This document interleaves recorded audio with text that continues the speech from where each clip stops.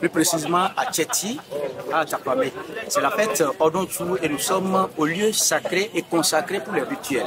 Quelle sorte de rituel? C'est la cérémonie de dédicace de la nouvelle Iyam aux ancêtres. Cette commémoration rappelle deux événements. Le premier est douloureux.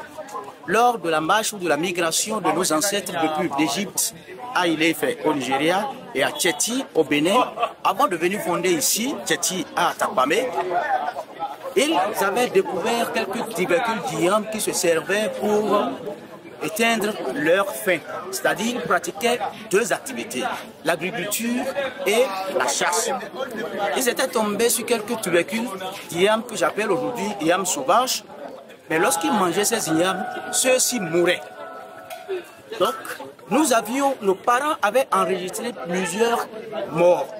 Ce n'est qu'après qu'ils tombaient sur le bon tubercule appelé aujourd'hui la bonpor. La bonpor, ça veut dire la reproduction ou la multiplication de cette variété d'igname. Aujourd'hui, ici à Iwaya, c'est Sa Majesté Iba, le seul ou bien le chef suprême de nos us et coutumes qui est chargé de faire cette cérémonie. Il entre dans la chambre sainte une fois l'an. Ceci marque également la fin d'une année et le début d'une nouvelle année. Et tout à l'heure, vous allez découvrir les riches activités culturelles qui vont meubler cette journée. Je vous remercie. Ici, Awa, Iwaya, la Tapame ici, Tchéti, Babo Wanga, Antachoro Beba. Na yi wabi ben se awan dikan ye ayea mi gbagbo gbagbo an chansi jojo cha na sura ana rochu fu nge kiche nga susu ebe omu o ma lo ma awa ye wa no be an ti amu omu ateju nkan ki omu ateju ni la su pe gbagbo an de ti wa l'Égypte ti wa Ile-Ife ti nde ti be ti wa da Tchéti ti Bénin tanaka da Tchéti ti Atapame bibe ya ngeme jina ana chia ana choko cha ana doden ma fo fún en boss in tanchuka enchu ya o pa yan pipo fún gbagbo wa an wa la ku be titi an boss in tanchu rere kan ya pe ni la ko pe ti lasuko ya bo je ni odun yin ana choro ti ana gope fulelu ti ana nteju ene ti ku lo si an eche efuche atika le mi sa ba yin ni chike eche bi ni àwọn àjọ̀dún ni gbogbo wa be ana gbogbo wa ni awo ohun tí wà be ni be jojo be ohun tí wọ́n tún e ana ko ni ohun tí wọ́n tún lo wọ́n na le be gbogbo wa ba be so ke ìyẹn le ka be ba yo ba ke titi ke ọ̀nà yóò fà á rí tó wà tóbi tó pọ̀ pa mi tó ń lọ lọ́dọ̀ títà. Nge cheje chambi bene. Nge àgọ̀tán gbàgbọ́ wa ní fòrí wàyà mbò ń bá títí mbò ń wàyà. Mbò wàyà. Mbò ní jẹ́ wàyà. Mbò wàyà. Mbò wàyà tí kàlùwẹ̀ sí ń ṣe òun ní. Díẹ̀ ní. Dáná kò ní dé sí lọ́ndì ilé mama lọ́ndì dàyè. Sí ká bá ń kẹ́ ọdún òun kò ń wá ìgbélé hàn lóun kò ń sá wá. Ngbélé náà ti gbàgbọ́ wa tiẹ̀. Ní kọ̀kọ̀ gbèrí, àná kọ̀kọ̀ gbèrí. Kọ̀kọ̀ gbèrí, ní Tchéti ti Bénin. Òun náà. Ó sàn. Bí ètò àná ló fà ń bẹ̀ náà ṣe ń hàn fà ní. Bá a dá ṣe ń hàn gbà á bẹ̀ òun ní jẹ́ ní ìtú ya ń tẹ̀lé sí ebi. Gbàgbọ́ àwọn ní kẹ́ ń gbó ńgbàlàṣà ńlẹ̀ẹ̀ràn. Ńlẹ̀ẹ̀ràn. Tí ń wá ní ìlú ẹbí bẹ́ẹ̀ kí àfúnwáǹdì kọ̀kọ̀ gbèrí òun náà. Anákọ̀yà aroko sí àgbọ̀njú bẹ̀rẹ̀. Ntakuta ẹwọ. Ìgbà náà ń dé tí a lọ ní àlọ́ndé olùkọ́ fún ẹni ọ̀nàkó fún ẹni tí a ní bẹ àwọn anákó gbé tí àwọn akó ti tẹ̀ tí àwọn akó jẹ tí àwọn akó ló ẹ́ níyẹn náà pẹ̀lú wa náà wò ló ẹ́. Bá pọ̀ wa. Òpin àwò yóò gbọ́ nẹ́. Òpin àwò yóò nẹ́. Bẹ́ẹ̀ ké gbé tí jíjẹ ti yó wa. Ó sàn bí ká gbọ́ pé ẹ̀ ń sẹ́ńbà ẹ̀ lẹ́ jẹ́ olóró bí ẹ̀yin gidi pé wọ́n ń jẹ́ kọ̀kọ̀ gbèrí hàn. Ó sàn. Bẹ́ẹ̀ náà rotu afa ni. Ijú ẹ̀fẹ̀. Ẹ̀nà kára ti ń pálí mẹ́nu mẹ́nà kára ti ń kára. Gbọ́dọ̀ bẹ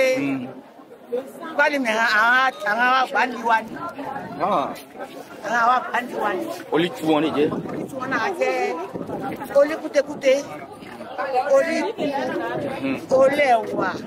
Oli bafo na waje na waje ke awa jalanga be imgo nimbago anga okwiti wane odi bono dona bo jeni akudeju tí ó rò fún ẹwà yà kẹ́kẹ́ wá àkàjẹ́ ọ̀pẹ̀ẹ́nẹ́. Nẹ́ na tsoro wa ni oya kpɔge na ko yan dea kí wọ́n bẹ manya wa kẹ́ tí wà lótu fún ẹ hàn. Ọwọ́ kọ́ nyà rògbò kò gbọ́dọ̀ ọ̀fọ̀ ẹ́. Yóò kò gbọ́dọ̀ ọ̀fọ̀ kò nyà ájà rò. Ó lòrò tó ló ń jẹ́ ó lòrò tó ló ń jẹ́ ó lòrò tó ló ń jẹ́ ó. Àwọn ọgbẹ́ hàn nẹ́bù. Ọmọ tọ́jú ọkọ̀ òkùnkùn gbé kan yìí wá lé ní ó lòrò tó ló ń jẹ́. Torí àkàwọn yẹn ṣe àbúrò náà bọ́tà náà bọ́ ọ̀rọ̀ jẹ́ ọ̀sán.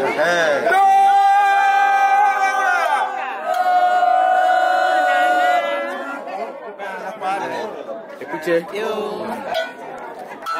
ìwàyà bí ní ọlọ́fà ló ń bẹ ni.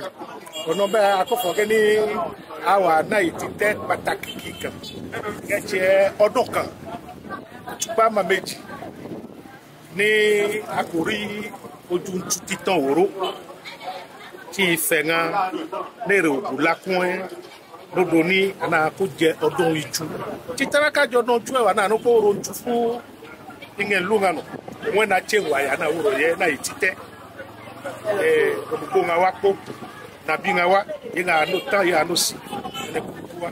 Bàmílẹ̀ náà ṣe lọ́dún. Turi ìrònà mọ́dún tu jíjẹ náà yẹ ti jọjọ yẹ ó pilẹ̀ ọdún mẹ́tamẹ́ta ni wọ́n fàṣùkù kan àwa rí ọdún mẹ́tamẹ́ta ni ó lọ gbégbé náà kó àyíjà kó àjẹ ọdọ́kọ́ndọ́ náà wà jẹ́ títí fún un bẹ́ẹ̀ tá a rí gbóní o ọdọ́kọ́ndọ́ yà wà jẹ́ tó àjẹ́ nìkan tó ẹ̀ kò sàn nàbí wa ŋa yẹ ŋa wà mòrè tán yẹ ŋa wà nyẹ̀bùyẹ̀bù yẹ ŋa wà nàfúlé tsaga kanya wa na agwa ko tondi wa tsa nyi ọdún ẹ lọ Mauritanie do ni ọdún kan ko sẹ wa lọ na nge tẹ ọdún ẹ kẹtẹ na ko ko na takpa mẹ o kibi na lọ dọdọ Ọdi ọdún àwọn dọ. ọdún bọ kálọ káàrí na wa nga tsi kakpa ọmọdé kẹ tsa gbọ kóró nfolo tó ń bá kó dán. fún nẹ. Ọ̀sán. Écoutez. Écoutez. Ètèjú alẹ́ kọ́ ẹ́. Ẹ ń kọ́ mi ǹjẹ́ Yakuba Kofi àmọ́ nǹkan ọ̀nyà máa fún pọ́nì jẹ́ bò allô.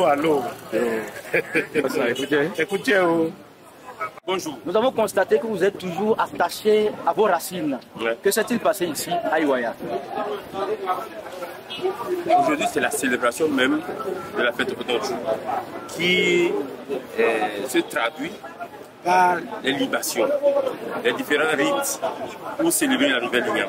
Et c'est ça qui vient de se passer aujourd'hui ici à Iwaya. Et à chaque fois, il faudra que nous, les cadres, nous qui sommes là pour accompagner les grands, bien, les vieux qui détiennent les rites, nous sommes là pour les accompagner et pour leur donner de la force dans ce qu'ils continuent, ce qu'ils font, pour le bien de toute la localité. Quelle est la personne indiquée pour ces cérémonies? Tout le monde, parce que c'est la bénédiction. C'est le lieu de faire la bénédiction pour toute la vie, pour les enfants de cette localité. Donc tout le monde doit venir. Je ne sais pas si c'est des informations qui ne passent pas bien. Sinon, aujourd'hui, normalement, tout le monde devait être là. Ça devait même être fait sur un lieu qui doit contenir beaucoup de gens.